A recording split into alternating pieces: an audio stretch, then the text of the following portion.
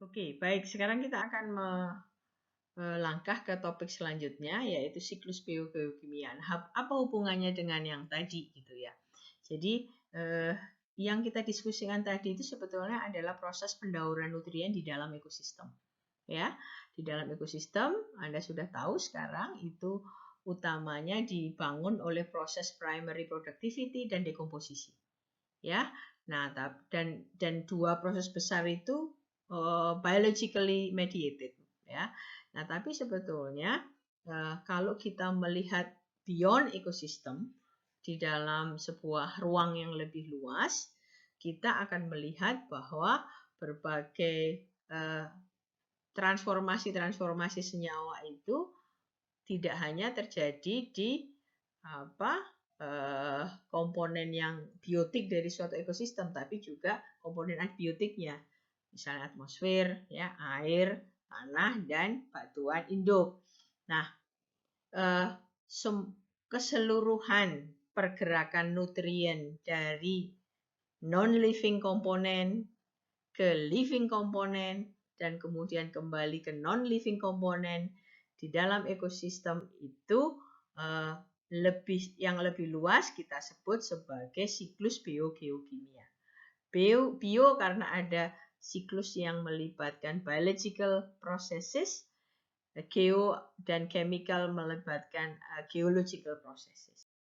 Ya, jadi kita bisa melihat seperti ini. Kalau yang di kotak ini adalah biological processes yang terjadi di dalam ekosistem, ya, yang memfasilitasi internal cycling. Nah, materi yang di-cycling di ekosistem itu dapatnya dari mana? Pada dasarnya dari atmosfer, ya. Kalau kita bicara karbon, kalau kita bicara fosfor misalnya, itu di bagian bawah inputnya juga berasal dari non-living, ya, berasal dari pelapukan batuan. Nah, hasil-hasil dari proses dekomposisi memang sebagian besar akan didaur ulang melalui proses uptake tanaman. Ya, tapi kalau di ekosistem itu tanamannya nggak ada, ya, hasil dekomposisi itu bisa saja leaching, ya. Dia akan keluar dari ekosistem itu sebagai sebuah output, ya, ke ekosistem di sebelahnya gitu. Secara umum siklus biogeokimia itu dibedakan atas dua tipe, ya, siklus-siklus yang berbasis gas di mana sebagian besar pools atau main pools itu gudang utama dari nutrien itu ada di atmosfer, ya, ada di atmosfer dan juga di lautan. Nah, unsur-unsur yang mengalami siklus yang berbasis gas ini sifatnya itu global karena gas itu kan akan kemana-mana, ya. Nah, ini adalah siklus biogeokimia yang mengkarakterisasi unsur-unsur seperti nitrogen, oksigen, dan karbon dioksida. Nah, kelompok kedua adalah sedimentary cycle, di mana gudang utamanya adalah tanah, ya, batuan, dan mineral. Nah, ini akan dijumpai pada siklus fosfor terutama, ya. Siklus fosfor. Nah, ada beberapa siklus yang gabungan keduanya. Ada sebagian siklus itu berbasis gas dan sedimentary seperti sulfur. Nah, ya. Jadi yang paling penting di sini adalah dua tipe siklus itu yang berbasis gas dan sedimen ini ada komponen biologi dan non biologi yang terlibat. Ya, keduanya itu siklus dari kedua tipe itu semuanya driven, ya, digerakkan oleh aliran energi melalui ekosistem, dan keduanya itu terkait dengan pergerakan air. Karena airlah yang menjadi medium yang memindahkan satu elemen dari satu tempat ke tempat lain di dalam ekosistem. Tanpa adanya air yang bergerak, siklus biogeokimia akan berhenti. Sekarang kita akan meninjau beberapa siklus biogeokimia yang paling penting dan sangat menjadi perhatian kita semua adalah siklus karbon. Ini kita sudah bahas berulang-ulang. Tapi mungkin di titik ini saya hanya akan menunjukkan beberapa menekankan pada beberapa proses penting. Yang pertama coba perhatikan itu di diagram ada coklat atmospheric CO2. Itu menggambarkan konsentrasi CO2 di atmosfer.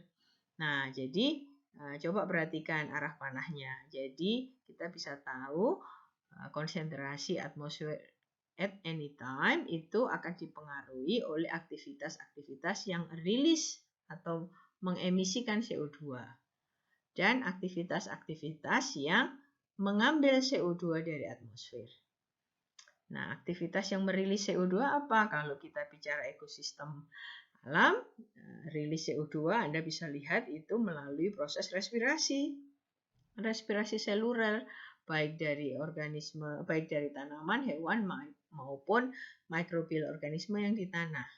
Sumber lain yang terpenting adalah combustion, pembakaran fosil fuel. Ya, semua rilis CO2.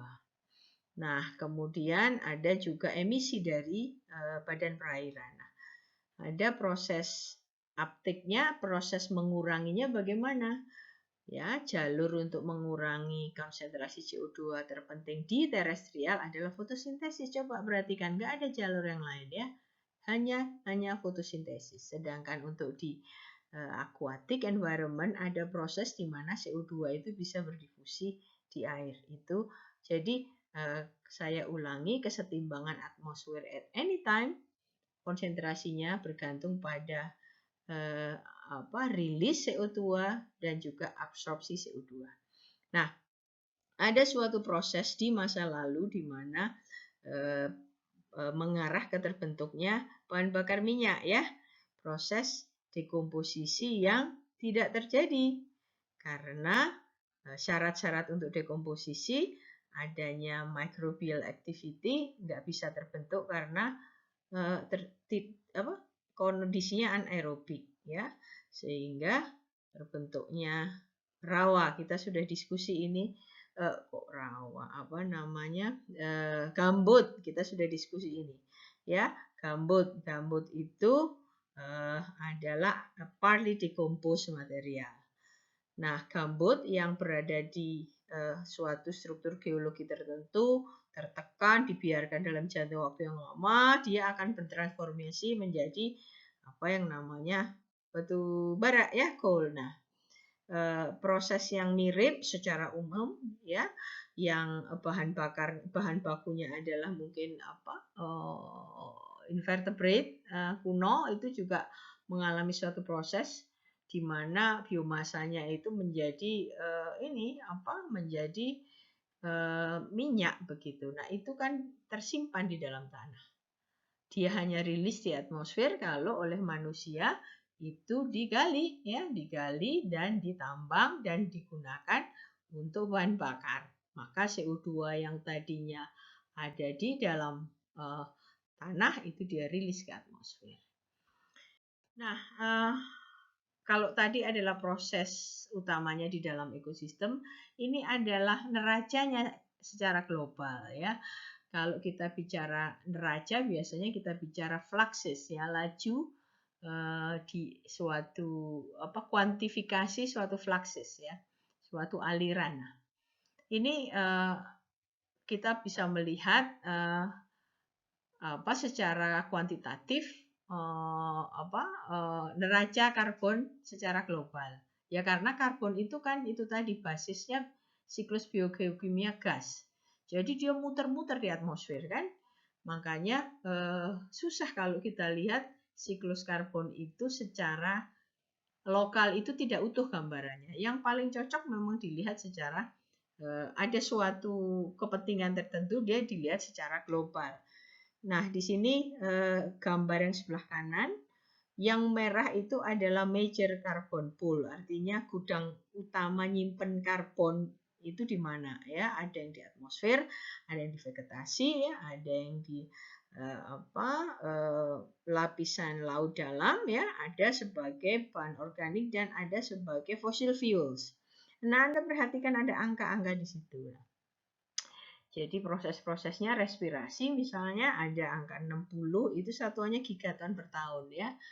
Respirasi dari fresh aquatic 60, respirasi dari terestrial ekosistem itu 60, fotosintesis nariknya karbon dari udara itu 120 dan sebagainya. Nah, tapi Anda bisa lihat ininya apa?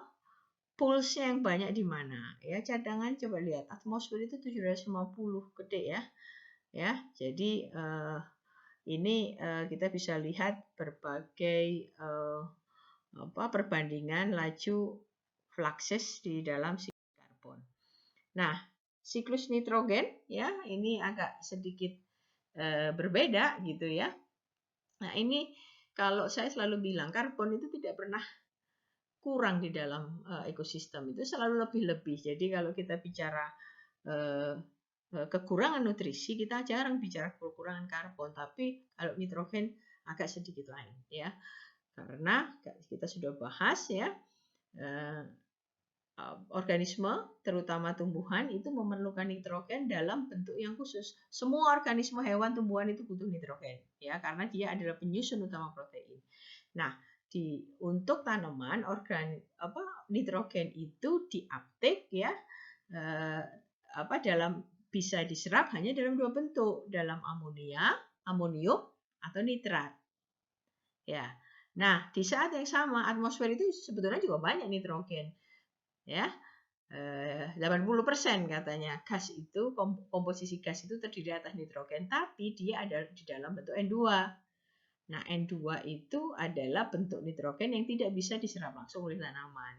Sehingga harus ada proses antara yang membuat nitrogen di udara itu sampai menjadi bentuk yang bisa diserap tanaman. Ya, secara umum ya ada dua aliran di mana dua pathway di mana N itu masuk ke suatu ekosistem. Yang pertama adalah atmospheric deposition. Anda coba lihat itu. Jadi ini atmospheric deposition itu perpindahan nitrogen dari atmosfer ke terestrial bisa dalam bentuk dry fall ya, jatuhan basah bersama air hujan. Wet fall bersama air hujan atau dry fall bersama partikulat. Nah, ini masuk ke ekosistem ya.